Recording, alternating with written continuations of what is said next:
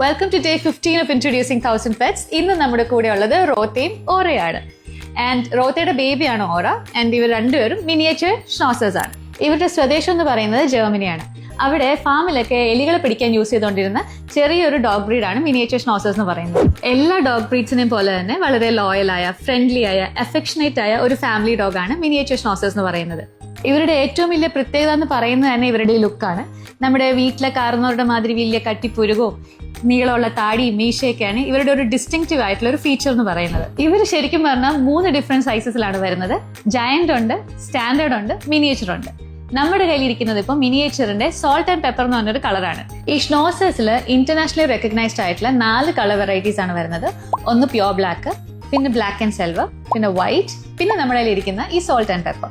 ഇവര് ഒരു ഹെയറി ബ്രീഡാണ്. ഇവരുടെ കോട്ടിനെ നമ്മൾ വയറി കോട്ട് എന്നാണ് പറയാ. അപ്പോൾ ഗ്രൂമിംഗ് റിക്വയർമെന്റ്സ് ഒക്കെ അത്യാവശ്യം നല്ലോണം ഉണ്ടാവും. അതുപോലെ തന്നെ നല്ലൊരു വാച്ച് ഡോഗ് ആണ് ഷ്നോസേഴ്സ് എന്ന് പറയുന്നത്.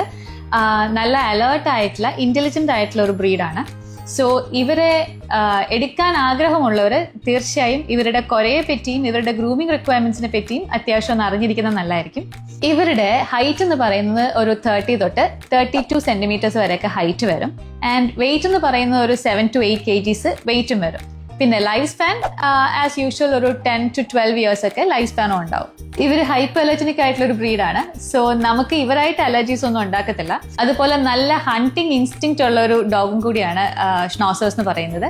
നമ്മുടെ പറമ്പിലൊക്കെ ചെറിയ ചെറിയ എലികളോ അങ്ങനെ എന്തെങ്കിലുമൊക്കെ ഉണ്ടെങ്കിൽ ഇവര് ഇരയെ പിടിക്കാൻ വളരെ ഇഷ്ടപ്പെടുന്ന ഒരാൾക്കാരാണ്. ഇവരുടെ സ്ട്രക്ചർ എന്ന് പറയുന്നത് അത്യാവശ്യം നല്ല കോമ്പാക്ട് ആൻഡ് സ്റ്റേർഡി ആയിട്ടുള്ള ഒരു സ്ട്രക്ചറാണ്. അതുകൊണ്ട് തന്നെ ചെറിയ സ്പേസസിലും അപ്പാർട്ട്മെന്റ് ഫ്രണ്ട്ലി ഒക്കെ ആയിട്ടുള്ള ഒരു ഡോഗ് ബ്രീഡും കൂടിയാണ് മിനിയേച്ചർ ഷ്നോസേഴ്സ്. അപ്പോൾ കൂടുതൽ വിശേഷങ്ങൾ നമുക്ക് ഇവരുടെ പെറ്റ് പേരന്റിനോട് തന്നെ ചോദിച്ചറിയാം.